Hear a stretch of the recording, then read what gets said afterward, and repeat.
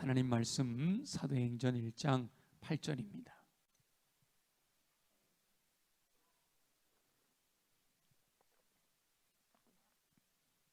사도행전 1장 8절 말씀. 함께 봉독하겠습니다. 시작. 오직 성령이 너희에게 임하시면 너희가 권능을 받고 예루살렘과 온 유대와 사마리아와 땅끝까지 이르러 내 증인이 되리라 하시니라. 아멘. 아멘. 아침마다 날마다 솟는 샘물 통하여 나는 말씀을 묵상하고 하루를 시작한다. 한번 손 들어보세요. 매일 나는 아침마다 말씀을 묵상하고, 좋아요. 감사합니다. 매일 말씀 묵상과 기도에 힘쓰고 계시기를 바라고요. 그렇게 날샘을 묵상할 뿐만 아니라 우리 교회 카카오 채널에 들어가서 말씀 요약한 걸 보고 은혜를 또 나눈다. 채널까지 들어간다. 한번 손 들어보세요. 채널. 반절로 줄어들었어요. 반절로. 거기에다가 댓글까지 단다. 네, 뭐 그러면 이제 좀 손들기 그렇죠. 제가 다 봤는데 평균 2, 3명 네, 평균 그렇게 돼요. 하나님 나라의 능력을 나타내는 성령으로 충만한 삶을 살기 위해서는 말씀을 묵상하여 하나님의 뜻을 분별하고 순종해야 된다. 규칙적인 기도를 통해 무시로 성령님과 교통해야 된다 그랬죠. 하나님의 나라는 말에 있지 아니하고 오직 능력에 있는 줄 믿습니다. 그 능력이 나타나려면 어떻게 해야 된다고요? 말씀을 묵상하고 하나님의 뜻을 분별하여 순종하는 삶을 살아야 되고, 규칙적인 기도를 통해서 무시로 성령님과 교통할 수 있어야 한다 말이죠. 오늘 아침에 풍랑을 잔잔하게 하시는 예수님 능력을 묵상했는데요. 제가 카카오 채널에 올려놨는데 가능하면 여러분도 개별적으로 묵상하고 내가 묵상한 것만 가지고 하루를 사는 것보다 카카오 채널에 제가 요약을 해서 올려놓으니까 한번 또 보시고요. 그 밑에 댓글을 다시는 분들 글이 또 얼마나 은혜로운지 몰라요. 꼭 한번, 그리고 여러분들의 받은 은혜도 간단하게 이렇게 올려주시면 또 다른 분들이 그 내용을 보면서 도전을 받게 되잖아요. 인생은 풍랑의 연속이지만 그 안에 임마누엘, 전능하신 하나님께서 함께 계심을 확신하게 될 때 언제나 평안을 누릴 수 있구나 라는 사실을 오늘 말씀을 통하여 깨달았죠. 배 타고 가는 풍랑 이는 바다. 새벽에 말씀을 묵상하고 기도하는 가운데 학생 시절 부르던 임마누엘이라는 찬양이 떠올랐어요. 아주 간단하고 짧은데 학창 시절 제가 83학번이니까 그 80학번 때의 찬양들, 특히 우리 중앙대학교 기도 학생회에서 많이 부르던 찬양인데 저는 특히 더 짧아서 더 좋았고요. 또 더 좋았던 거는 우리 찬양집에 그 찬양 코드가 나오는데 E 마이너 코드로 시작을 하는데 코드가 너무 쉬워요. 그래서 기타 배우면서 그 임마누엘 찬양을 코드 한 2개 정도만 잡으면 됐던 것 같아요. 기타 치면서 많이 불렀던 것 같아요. 반복해서 또 부르고 또 부르고. 임마누엘, 임마누엘. 우리와 함께 계신 예수님은 임마누엘. 우리와 함께 계시는 예수님이 임마누엘. 늘 그 임마누엘을 자꾸 잊어버려요. 그래서 오늘 하루 종일 이 찬양을 흥얼거리면서 임마누엘의 주님을 묵상했는데요. 여러분도 예수님이 나와 멀리 계신 게 아니라 늘 나와 함께 계시다. 아멘이죠? 늘 나와 함께 계시다. 내 곁에 계시다. 임마누엘이시다 라는 사실을 기억할 수만 있으면 우리 삶이 좀 많이 달라질 거다라는 생각을 해봅니다. 채널에 올리지는 않았던 내용인데 말씀을 통해 깨달은 것이 있는데요. 오늘 날샘 본문에 보면 이렇게 시작합니다. 배에 오르심에 제자들이 따랐더니, 배에 오르심에 제자들이 따랐더니. 그러니까 오늘 핵심은 풍랑이 있는 바다에 전능하신 예수님이 바람과 바다도 잔잔케 하신다는 내용인데, 그걸 전체적으로 이렇게 묵상을 했는데, 기도하는 가운데 이 구절이 딱 마음에 떠오르는 거예요. 배에 오르심에 제자들이 따랐더니.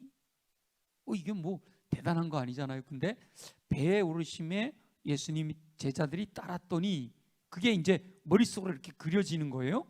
예수님께서 앞장서서 배에 올라가시고 그 후에 제자들이 따라서 배에 올라갔다, 그 말이잖아요. 그죠? 배가 이렇게 있는데 예수님이 앞장서서 배에 올라가시고 제자들이 따라와서 배를 타고 이제 갈릴리 호수를 지나가는 거죠. 여기서 제 마음에 이런 마음이 확 들어와요.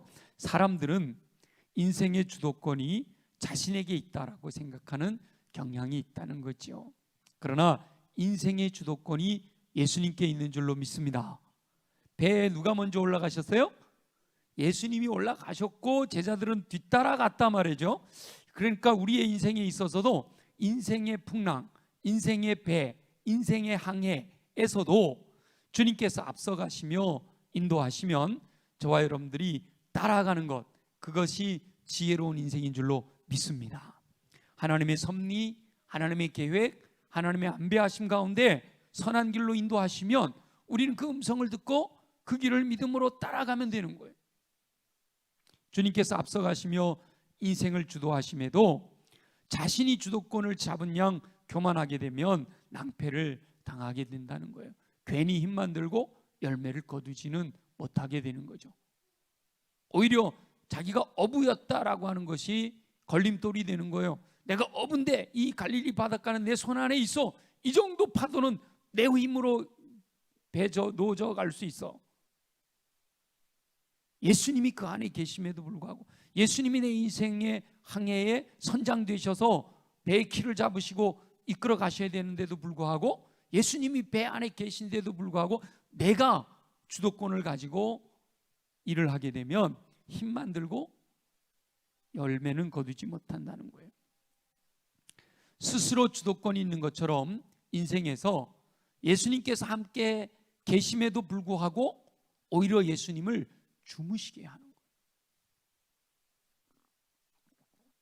오늘 본문은 분명히 예수님은 경무에 시달리셔서 육체를 입고 있으시기 때문에 피곤해서 주무신 것이 맞아요.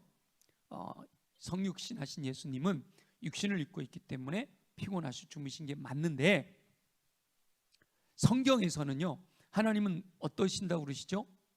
하나님이 일하시는데 어떻게 하셔요? 주무시지도 졸지도 않으신단 말이죠. 그럼 지금 나와 함께 임마누엘 하시는 예수님은 주무실까요? 깨어 계실까요? 나와 함께 하시는, 제자들과 배 타고 계신 예수님 말고 지금 나와 함께 하시는 예수님은 주무시고 계실까요? 깨어 계실까요? 깨어 계신 거예요. 근데 지금 나는 예수님이 뭐 하고 계시다고 생각하고 살아요? 주무시다고 생각하고 사는 것과 마찬가지예요. 내 인생에서 임마누엘 하신 예수님께서 주무시지 않고 일하시도록 해드려야 된단 말이에요. 예수님은 내 인생의 선장 되셔서 내 인생을 끌고 가길 원하세요. 선한 목자가 되셔서 앞서 가시길 원하신단 말이에요. 그리고 우리는 그 예수님 말씀하시는 걸 믿고 믿음으로 따라가길 원하시는데, 예수님 주무세요. 인생은 내가 더 잘 알아요. 내가 앞서 갈 테니까 예수님은 그냥 그 배 안에서 주무시면, 주무시다 깨면 목적지에 도착해 있을 거예요 하고 살아가니까 풍랑이 이는 인생에서 힘들고 어렵게만 살게 된다라는 깨달음이 온 거예요. 오늘 말씀을 묵상하고 기도하는 가운데 그런 마음이 와요. 우리는 주님을 주무시게 해드리면 안 되고요. 주님께서 저하고 좀 놀고 싶고 저하고 대화하고 싶고 저에게 뭔가를 말씀하고 싶은데 나는 자꾸 외면하니까 우리 예수님 이렇게 지쳐서 주무시게 해드리면 안 된단 말이에요. 주님 앞에서 내 마음을 드리고 늘 주님과 대화하고 나와 항상 함께 하시는 주님과 교제하고 주님과 교통하는 삶을 통해 이 주님과 함께 그렇게 교제하고 교통하고 나누면 말이죠, 전능하신 주님의 능력이 나의 삶에서 나타나게 되는 거예요. 아멘입니까? 돈 많은 친구하고, 여러분 돈 많은 친구하고 여행을 해요. 돈 많은 친구하고 여행을 합니다. 물론 요즘은 뭐 더치페이 이래서 다 하지만 진짜 친구고 돈이 많아요. 나는 돈이 없어. 이렇게 같이 여행을 해요. 그러면 자존심 때문에 그렇게 안 하려나요? 비유가 좀 그런가? 근데 그 친구는 얼마든지 나를 위해 돈을 쓸 준비가 돼 있어요. 나는 돈이 없어. 그러면 여러분 어떻게 하시겠어요? 자존심 세워가지고 나는 없지만 나 맘대로, 내 맘대로 그냥 가서 라면 사 먹고 떡볶이 사 먹고 이러면서 살래요? 아니면 너는 친구, 너는 돈 있으니까 뷔페 가서 먹고 이러고 이렇게 여행을 이렇게 따로 하실래요? 아주 가까운 친구하고 돈 많은 친구하고 나하고 같이 여행을 한다면, 그리고 그 친구는 나를 위해 돈 쓰려고 준비가 다 돼 있다면 여러분 어떻게 하시겠어요? 나는 라면 먹고 떡볶이 먹을 테니까 너는 뷔페 먹어. 이거는 바보나 하는 짓이죠. 그죠? 뭐해요? 친구가 다 싸준다 그러면 같이 뷔페 먹으러 가고, 그죠? 응? 버스 탈 거 택시 타고 말이죠. 그리고 여행을 즐기는 것이, 그것이 맞는 거잖아요. 인생도 마찬가지란 말이에요. 나는 가난하고 나는 힘이 없고 나는 능력이 없어. 근데 나와 함께 하시는 예수님은요, 생명까지 내어주실 정도로 우리에게 모든 것을 다 주시려고 준비하고 계시단 말이에요. 근데 그 주님이 부족한 게 없으신 분이잖아요. 우리 하나님께는 모든 게 다 갖춰져 있는 분이잖아요. 다 주시려고 마음 먹고 계시는 거예요. 근데 예를 들어서 내가 친구하고 야 5,000원 내놔봐, 야 10,000원 내놔봐 이러고 필요할 때만 돈 달라가 그러면 그 친구가 기분이 좋겠어요? 행복하겠어요? 친구하고 뭐예요? 대화하고 이야기하고, 야 멋있다, 저 바다를 보니까 너무 멋있네, 야 저 하늘, 이렇게 서로 대화하고 함께 이렇게 즐기면서 함께 여행을 해야 그것이 친구도 즐겁고 나도 즐거운 거죠. 그죠? 우리 예수님과 함께 인생을 걸어가는 삶이 바로 그렇다는 거예요. 전능하신 주님의 능력이 나의 삶에서 나타나도록 해드려야 된다는 거예요. 성령 하나님은 언제나 믿는 이들과 함께 하신, 세상 끝날까지 내가 너희와 함께 있으리라 약속하셨잖아요. 예수님의 이름이 임마누엘이에요. 하나님이 우리와 함께 계시다. 근데 승천하셨어요. 우리와 함께 하시지 않네? 그런데 뭐 했어요? 보혜사 성령을 보내주시겠다고 약속하셨고, 영이신 하나님께서 지금 저와 여러분들 안에 임재하고 계셔요. 내 안에 계시고 우리 가정에 계시고 두세 사람이 내 이름으로 모인 곳에 계시고 지금 우리가 예배하는 이곳에 성령께서, 성령 하나님이 영으로 임재하고 계신 줄 믿습니다. 영원토록 떠나지 아니하시고 우리와 함께 하시겠다고 약속하셨어요. 우리 하나님이 약속하신 것은 신실해서 변함이 없는 줄 믿습니다. 사람들은요, 약속하고도 여러 가지 상황과 환경에 따라서 변개하지만 우리 하나님은 절대로 시건치도 않으시고 변하지도 않으셔요. 그러니까 하나님이 약속하신 것은 반드시 이루시는 분이시단 말이에요. 세상 끝날까지 내가 너희와 항상 함께 있으리라 약속하셨으면 약속대로 함께 하시는 거예요. 내가 느끼든 못 느끼든. 배를 타고 가는 제자들이 예수님이 주무시고 계시는 동안에는 막 예수님이 있는지 없는지도 모르고 그냥 파도하고 싸우느라고 정신이 없잖아요. 그럼에도 그곳에 누가 계셔요? 예수님이 계신 거예요. 우리들의 인생에도 마찬가지예요. 내가 혼자 살아가려고 발버둥을 치면서 사는 것 같지만 지금 내 삶에 우리 예수님이 함께 계시는 줄로 믿습니다. 성령 하나님께서 임하시면 전능하신 하나님의 능력, 하나님은, 성령 하나님은 전능하신 하나님이시잖아요.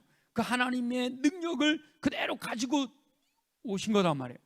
그래서 내가 마음을 활짝 열고 나를 통해 그 성령님의 능력이 나타나도록 해드리면 전능하신 하나님의 능력이 나를 통해서 이 땅에 펼쳐지게 되는 거예요. 믿는 이들은 전능하신 하나님께서 나타내시는 능력의 통로로 사용이 되는 거예요.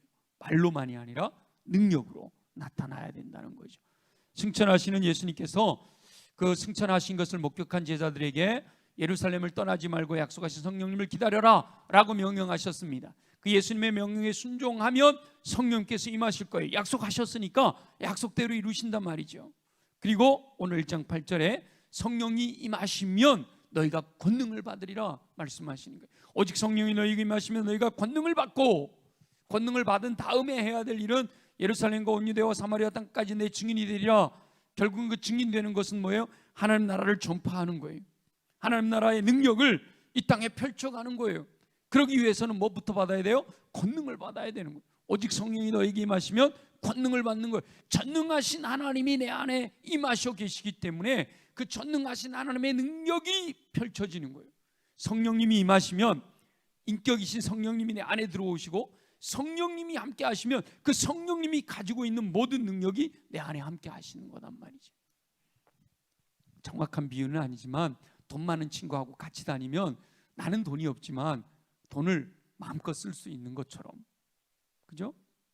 전능하신 하나님이 나와 함께 계시면 나는 능력이 없지만 전능하신 하나님이 나와 함께 하시기 때문에 그 능력이 나를 통해서 나타나게 된단 말이에요. 오직 성령이 너에게 임하시면, 성령님은 성령 하나님이시니까, 전능하신 하나님이시니까 그 성령님의 권능이 나를 통해서 이 땅에 펼쳐지게 된다라고 하는 거죠.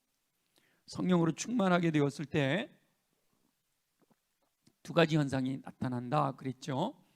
하나는 열매로 나타나고 하나는 은사로 나타난다 그랬습니다. 사실 성령님이 한 분이시고 열매나 은사도 한 사람 안에서 나타나기 때문에 이걸 분리하는 것이 바람직하지는 않아요. 그런데 실제적인 사역의 현장 속에서 보면 이런 것들이 분리되어 나타나고 있기 때문에 우리가 성경을 해석할 때나 성경을 이해할 때 분리되어 이해하고, 그러나 우리는 두 가지를 다 사모하는 마음을 가져야 되는 거죠. 그래서 굳이 분류한다면 성령님이 내 안에 계셔서 역사하시는 것으로는 이제 열매가 나타나는, 인격이 성숙해 가는 거죠. 그런데 성령님께서 내 안에서 나를 통해 내 안에서 역사하시는 것이 아니라 밖으로 드러나는 것, 그것은 바로 능력으로 나타나는데 그것을 은사라고 한다라는 거죠. 초자연적인 강력한 능력인 은사 사역을 하면서도 영적 성숙을 위해 역사하시는, 이 내적으로 내 인격을 성숙시켜가는 성령님께 저항할 수도 있습니다. 저항한다라는 표현보다는 열매를 통한 성숙을 경험하지 못할 수도 있다는 거죠. 우리 고린도전서 말에 있지 아니하고 능력에 있다라고 했던 이 고린도전후서를 보면 고린도 교인들이 바로 요런 부분의 본보기죠. 초자연적인 은사가 사역 가운데서 나타나는, 고린도 교회 안에는 초자연적인 성령의 능력으로 인한 은사들이 아주 풍부하게 나타났단 말이죠. 그런데 영적이지는 못하고 아직도 여전히 어떤 삶을 살고 있다고 그랬죠? 육신에 속한 삶을 살고 있다 그랬잖아요. 그죠? 원래는 성령이 충만해서 어떻게 해야 되죠? 영에 속한 사람으로 살아야 되는데 육에 속한 사람은 아니에요. 자연인은 아니에요. 예수 그리스도를 믿긴 믿었어요. 그런데 아직도 어린아이 신앙이거나 시간은 많이 흘렀는데도 불구하고 아직도 육신에 매여서 살아가고 있는 육적인 삶. 그러니까 영적인 열매를 통해서 인격이 성숙해야 되는데 여전히 육신적인 냄새만 풀풀 풍기는데도 초자연적인 성령의 역사는 나타나는, 그래서 방언도 하고 통역도 하고 예언도 하고 이런 일들이 나타나고는 있는 교회가 바로 고린도 교회였던 거죠. 우리나라 초기 부흥사들에게서도 이런 현상은 발견할 수가 있는데, 은사로 능력 사역은 하는 거예요. 병든 자를 고치고 막 방언도 일으키고 성령 충만해라 하고, 여러분 우리 80년대 70년대 부흥회 가면은 하시던 거 기억나시죠? 그죠? 부흥 강사님들. 그런데 많은 사람들이 은혜는 받으면서도 시험에 들어. 그 말이 좀 거칠어서, 그죠? 막 욕도 하고 말이죠. 그분들은 강단에서 욕하는 게 하나도 어렵지 않은 분들이에요. 제가 만약에 강단에서 된 발음 하면은 난리 날걸요. 막 인터넷에 막 올라가고.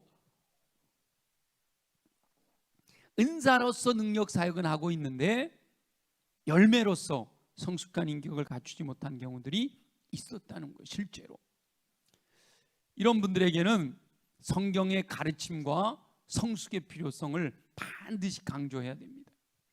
말씀 공부에 헌신하고 순복하며 성령님의 내주 사역으로 성숙해짐으로써 예수님의 성품을 닮아가게 돼. 소원하는 마음. 그러니까 은사는 나타나는, 내가 방언도 하고 더 열정도 있고 그래서 은사는 내 안에서 나타나는데 열매가 부족하다.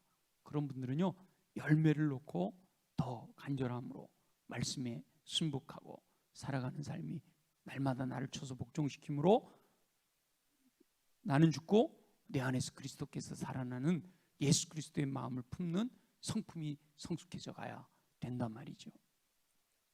근데 반면에 성숙한 신앙의 사람이 표정도 참 밝고 친절하고 다른 사람을 잘 섬기고 성령의 열매가 이 사람 속에서 나타난 성숙한 신앙의 사람인데, 분명히 인격을 보면, 그런데 능력은 부족한 경우가 또 있단 말이에요. 영적인 세계에는 성숙한 신앙만으로는 극복할 수 없는 한계들이 분명히 있습니다. 그래서 그럴 때는 이 능력 사역으로 그 한계를 극복하고 뛰어넘을 수가 있어야 되는 거죠. 사람은 참 좋은데, 저 사람은 예수님을 닮았어. 그런데 실제적으로 이 성령의 영적인 사역에 대해서는 무지한 경우들이 있을 수 있단 말이죠. 이번에 지난주에 우리 일일 부흥에 오셨던 최재선 목사님하고 개인적으로 대화를 하면서 우리 목사님이 부딪히는,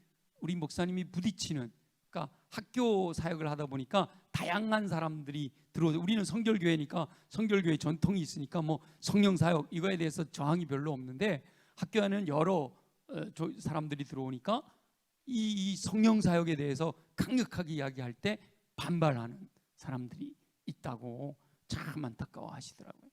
인격은 좋고 믿음은 좋고 아주 헌신적이기도 한데 이 성령 사역에 대해서만큼은 열려있질 못하는, 그것 때문에 많이 안타까워하시는 모습을 보고, 우리 교회 집회하고 가서 문자 저하고 주고받았는데 뜨거워서 너무 오히려 목사님이 더 은혜 받고 가셨다고 그렇게 또 말씀을 하셔서 우리가 더 뜨거워져야 되겠다, 그런 생각을 해봤어요.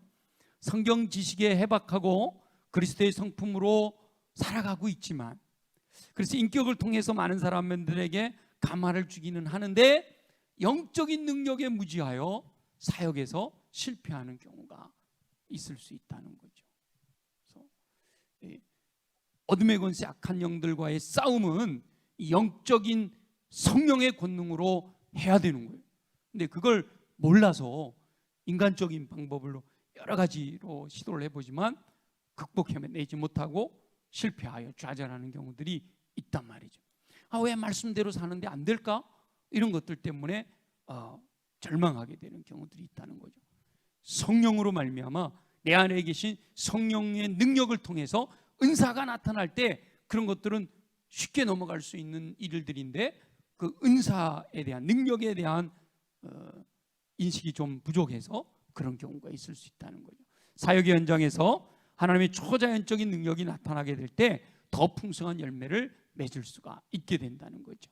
하나님의 기름 부으심으로 인해 은사로서 능력을 덧입을 때 한계를 극복할 수가 있습니다. 두 가지는 항상 함께 가야 된단 말이죠. 두 가지는 항상 함께 가야 되는데, 우리 사도행전을 보면 이 인격적인 성숙에 대한 것은 시간이 좀 오래 걸려요. 시간이 좀, 열매가요, 꽃이 피고 꽃이 떨어지면 거기 열매가, 조그만한 열매가 달리는데 그걸 조그만 열매가 달리자마자 바로 따먹는 사람은 없잖아요. 이것은 시간이 필요해서 점점 성숙해져서 농 익을 때까지 익어야 이게 이제 그때부터 먹을 수가 있게 되는 거예요. 그래서 열매예요, 열매. 은사는요, 선물이에요, 선물. 여러분, 선물을 요 조그만한 거 줘갖고 한 달 있으면 잘할 거야 이렇게 선물 주는 사람 없잖아요. 그죠? 선물은 뭐예요? 완성된 선물을 안겨주는 거예요. 우리 뜯어서 그냥 그걸 내 것으로 취하면 되는 거예요. 능력은, 은사는 선물이란 말이에요, 선물.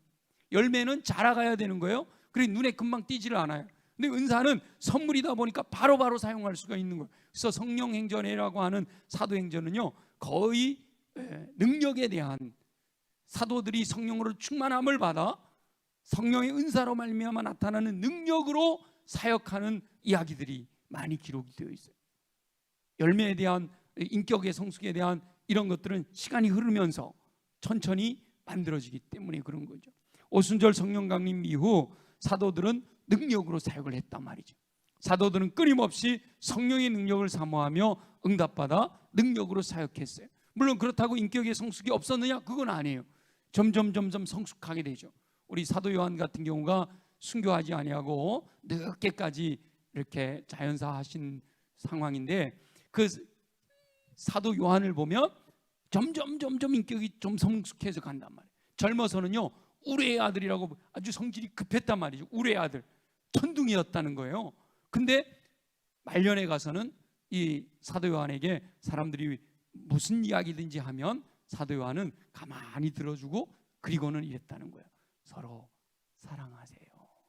서로 사랑하세요. 그랬다는 거예요. 여러분, 신앙의 연수가 늘어나면 늘어날수록 인격은 성숙해야 됩니다. 아멘이죠? 신앙 인격이 성숙해 가야 돼요. 그래서 교회에서 예를 들어 나 40년 50년 신앙생활을 했다, 이게 중요한 게 아니고요, 40년 50년 신앙생활을 했으면 그 인격이 열매가 뭐 해줘야 돼요? 농익어야 되는 거예요. 그래서 여러분, 요즘 참외가 맛있나요? 딸기가 맛있나요? 열매가 농익으면요 거기서 뭐가 나요? 좋은 향기가 나요. 열매가 잘 익었는데 나쁜 향기 나는 거 있긴 해요. 두리안이라고. 근데 그거 우리 느낌에 나쁜 거지, 그 두리안이라고 하는 것의 향기도 또 좋아하는 사람도 있어. 좋아하는 것도 가능하죠. 근데 이 향기도 날 뿐만 아니라 맛있어요. 그죠? 많은 사람들이 유익을 줘요. 신앙이 성장하면서 이렇게 연수가 자라면서 이렇게 인격이 성숙해서요 향기를 낼 수 있어야 되고, 많은 사람들이 다 야 저분만 보면 예수님 같아, 예수님 마음 닮았어, 이게 나타나야 돼. 신앙의 연수가 자라면서는 신앙의 성숙이 나타나야 돼요. 그래서 80, 90 정도 되면요 정말 누굴 만나도 웃고 섬기고, 그리고 누가 와서 막 뭐라 그래도 어느 편을 드는 게 아니라 이렇게 잘 서로 화해하세요, 서로 사랑하세요. 근데 신앙생활을 40년 50년 이렇게 오래 해서 80, 90 되신 분들도 그렇지 못한 분들도 있어서 좀 안타깝긴 해요. 여기 계신 분들은 다 연세가 드시면 드실수록 성숙한 인격으로 많은 사람들에게 선한 영향력을 줄 수 있게 되기를 예수님의 이름으로 축원합니다. 저도 좀 그랬으면 좋겠어요. 우리 선배 목사님들을 이렇게 보지만 제가 한 70 은퇴하고 80 정도 되면 후배들이 와가지고 이렇게 뭐라고 얘기해도 웃으면서 그들을 위로하고 그들을 격려하고 그들에게 소망을 주고, 제가 다음 주에는 제가 지방회장이라 다음 주에는 각 감찰을 순회하면서 또 만나는 목사님들을 말씀을 전하고 이렇게 또 기도해주고 해야 되는데, 기도하는데 하나님께서 이번에 지방회 주제를 제 마음에 주시더라고요. 격려하고 위로하고 소망을 줘라. 격려하고 위로하고 소망을 줘라. 그렇게 제 마음에 감동이 와서 그렇게 말씀을 준비해서 작은 교회 목사님, 우리 지방에 한 45개 교회가 있지만 한 3분의 2는 작은 교회, 그야말로 미자립 교회거든요. 그런 분들을 만나서 식사 격려하고 또 말씀으로 격려하고 기도하면서 위로해주고. 근데 나는 그러려고 하는데 진짜 젊은이들이 그걸 그렇게 격려로 위로로 소망으로 받을까? 그건 또 이제 관건이죠. 근데 우리 그릇이 커져서 그렇게 할 수 있어야 되겠죠. 그러나 지금은 말이죠, 우리가 주의 일을 감당하는 데는 이 어둠의 권세 악한 영들과의 싸움이잖아요. 그죠? 싸움을 할 때는 뭐가 필요해요? 능력이 필요한 거예요. 권능이 필요한 거예요. 열매도 권능이지만 은사로서의 권능이 필요하단 말이에요. 그래서 어둠의 세력들을 물리치고 이겨야 되는 거예요. 그래서 능력으로 병자를 고치고 예수 이름으로 귀신을 쫓아내고 갇힌 자들을 자유롭게 하고, 지금 현대인들에게 가장 큰 질병은 육체적인 질병이 아니고요, 뭐라고 그러죠? 정신적인 질병이에요. 우울증, 이런 것들이 너무너무 만연해 있어요. 저희들 어렸을 때만 해도 우울증이라는 단어 자체가 없었죠. 그냥 우울하다, 이 정도였지. 근데 지금은요, 우울증이라고 하는 질병이고 수많은 사람들이 우울증 때문에 약을 먹고 있고, 신경과 병원은 신경정신과 병원은 날로 부흥하고요. 그죠? 실제로 그러고 있잖아요. 이럴 때 그 영혼들을 우리가 기도함으로 성령의 역사로서, 하나님의 나라는 뭐라 그랬죠? 의와 평강과 희락이라고 그랬잖아요.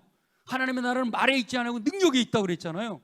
그 하나님의 나라의 능력을 그들에게 심어줄 수 있다면, 우리 어디 가요? 평강이 있는데, 우리 어디 가요? 희망이, 희락이 있는데, 기쁨이 있는데, 그렇죠? 하나님의 나라가 우리 안에서 이루어지면 그런 것들을 이겨낼 수가 있는 거예요. 근데 그거는 인격이 성숙해가지고 좋은 말 해주고 칭찬해주고 격려해준다고 되는 게 아니잖아요. 성령의 능력으로 돼야 된단 말이에요. 성령님의 능력은 오늘날에도 역사하신단 말이에요. 그래서 우리가 전진하려고 하는, 부흥하려고 하는, 교회가 건강한 공동체로 세워지는 것을 방해하라고 어둠의 권세가 어떤 방법으로 들어올지라도 저와 여러분들이 기도하고 성령으로 충만해서 예수 이름으로 물리치게 될 때, 하나님께서는 이 초자연적인 역사, 우리 예수님이 그랬죠. 바람과 바다를 향하여 잔잔하라 명령하시니까 그대로 되었다. 우리 안에 일어나는 광풍도, 우리 주변에서 일어나는 여러 가지 성난 파도들도 예수 이름으로 물리칠 수 있는 권능이 바로 성령의 능력이단 말이에요. 산해드린 공회 앞에서도 두려워하지 아니하고 하나님을 기쁘시게 해드리는 것과 너희 말 듣는 것, 어떤 것이 옳은가 선택해라. 여러분 뻔하잖아요. 두려워 떨고 문 걸어 잠그고 있던 제자들이 당당하게 나설 수 있었던 것은 바로 성령의 능력이었단 말이에요. 능력 사역이란 성령님이 능력으로 믿는 이들에게 강력하게 임하여 초자연적인 사역을 할 수 있도록 은사로 무장시키는 사역을 의미합니다. 하나님의 일을 이루기 위해서 초자연적인 자원으로 무장시키는 경험은 다양하게 표현되고 있는데, 성령 세례, 성령 충만, 성령 기름 부으심, 성령의 임하심, 성령의 부어짐, 뭐 이런 표현들은 다 지금 보면은 외적으로 뭔가 분명히 내 안에 성령님이 계신다고 그랬는데 밖으로부터 뭔가가 또 부어지는 것처럼 설명하고 있잖아요. 성령이 내 안에 충만하게 임하시게 될 때 그런 강력한 성령의 능력을 통해서 권능이 나타나게 되는 거예요. 중요한 것은요, 명칭에 매일 필요는 없다라고 하는 거예요. 중요한 것은 이름이 아니라 능력이거든요. 어떻게 표현하든 그것은 다 성령의 역사가 내 안에서 일어나 나를 통해 성령의 역사가 나타나도록 하는 것이다 라는 거죠. 그래서 하나님의 일을 하려면 능력이 필요한데 말에 있지 아니하고 능력에 있다 라고 했잖아요. 사실은 여기서도 제가 이렇게 말로 설명하고 있지만, 표현을 그렇게 할 수밖에 없어서 하고 있지만, 이 예배하는 이곳에 하나님의 나라가 임하시면 그냥 능력이 나타나면 되는 거예요. 오늘도 이 밤에 기도하다가 병든 자가 낫고 말이죠. 마음이 우울하던 분들이 마음의 평강을 얻고, 슬픔이 있는 분들이 기쁨을 누리고, 하나님의 나라가 의와 평강과 희락이라고 그랬는데 그것이 내 안에서 하나님의 나라가 이루어지지 않았던 영혼들이 예배하는 가운데 나타나면 그게 능력인 거예요. 하나님의 나라. 성령께서 개인적으로 임하여 능력으로 무장시키시고요, 그 증거로 초자연적인, 이건 도저히 있을 수 없는 일들이 일어나는 거죠. 전능하신 하나님은 자연의 법칙을 뛰어넘어서라도 약속하신 것을 이루시는 분이시잖아요. 근데 이 사도행전에 오순절 마가의 다락방의 강력한 역사, 급하고 강한 바람 같은 소리가 일어나고 불의 혀같이 갈라지는 것이 각 사람 머리 위에 임하여 있고, 각 사람들이 방언으로 선포하는 하나님 나라의 귀한 일들이 선포되어지는 그것을 베드로는 요엘 선지자가 이미 예언했던 일이 이루어진 거다라고 말씀하고 있고요, 오순절 마가의 다락방에서 일어났던 일들이 거기서 끝난 게 아니단 말이죠. 많은 아까 말씀드렸던 인격의 성숙만의 성령의 열매를 추구하고 성령의 역사를 제안하는 많은 분들 중에는 오순절, 그런 강력한 성령의 역사는 오순절 마가의 다락방에서 끝났다라고 하는 이론을 이야기하고 있는데, 성경에 보면 적어도 오순절 마가의 다락방 이후에 그와 같은 똑같은 성령의 강력한 역사가 3번이나 나오는 거예요. 고넬료 가정에서 나오죠, 사마리아 성에서 나오죠, 에베소 교회에서 그런 강력한 역사들이 일어나잖아요. 그리고 사도들이 모여서 기도하는 가운데, 거기는 간단하게 언급되어 있지만 적어도 오순절 마가다락방과 같은 동일한 사건이 사도행전에서만 4번 이상 나오고 있단 말이죠. 그렇다면 그것은 거기서 끝난 게 아니라 지금도 역사하고 있고, 그리고 그것이 기독교 역사 속에서 우리는 얼마든지 많이 그 증거들을 가지고 있잖아요. 성령이 강력하게 임재하실 때 어떠한 능력들이 나타났는지, 병든 자가 일어나고 놀라운 부흥의 역사들이 나타나는 강력한 역사들을 우리는 역사 속에서 볼 수가 있단 말이죠. 그래서 저와 여러분들이 두 가지를 다 기도해야 되는 거예요.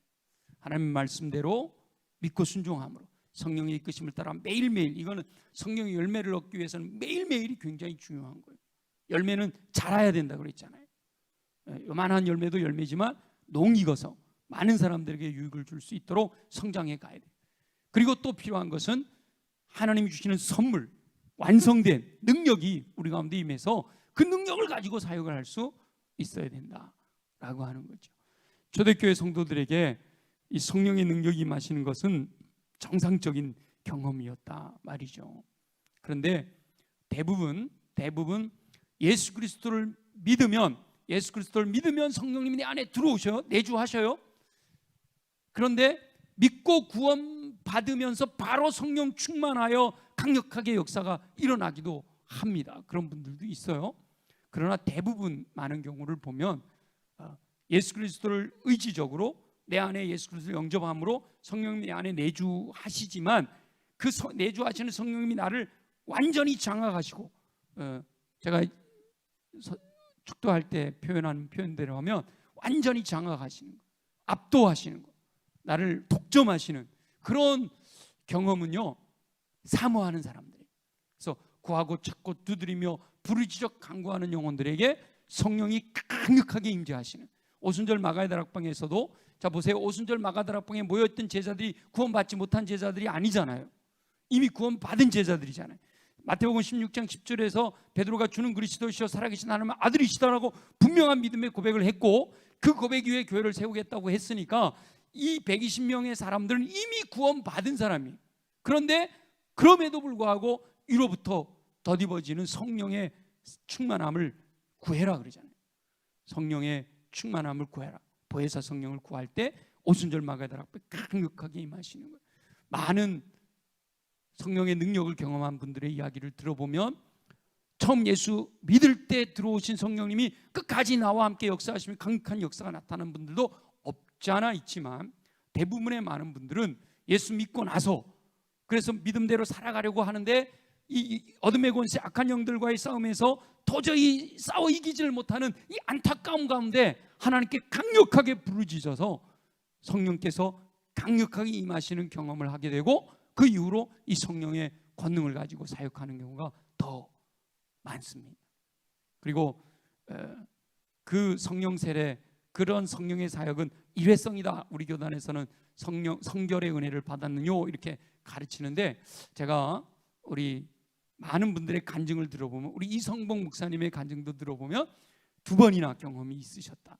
예수 믿고 난 이후에도 성령의 체험을 2번이나 더 강력한 체험을, 한 번은 우리 수원교회에서 목회하실 때 있었고 또 한 번은 다른 곳에서 있었다는 표현이 있어요. 그러니까 성령 충만함을 위해서 기도할 때 충만하게 임하여도 그걸 유지해 가지를 못하면 또 식어질 수 있다는 거예요. 그럴 때는 또다시 하나님께 부르짖어 기도하는 거죠. 근데 처음에 순수한 마음으로 기도하는 것이 응답을 더 잘 받습니다. 근데 한번 충만했다가 식어진 사람들이 다시 불을 일으키는 것은 더 어려워요. 그래서 저와 여러분들이 더 어려운 거예요.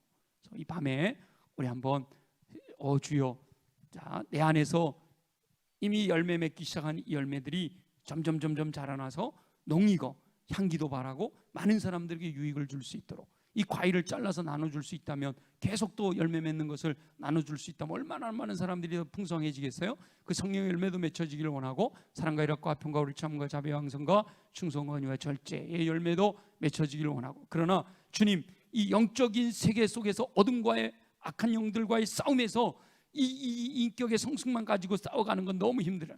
성령의 은사도 주셔서, 하나님께서 완성된 능력도 공급해 주셔서 악한 영들을 향하여 예수 이름으로 명령하고 부딪혀서 싸워 이겨서 하나님 나라를 더 확장시켜 나갈 수 있도록 역사하여 주옵소서.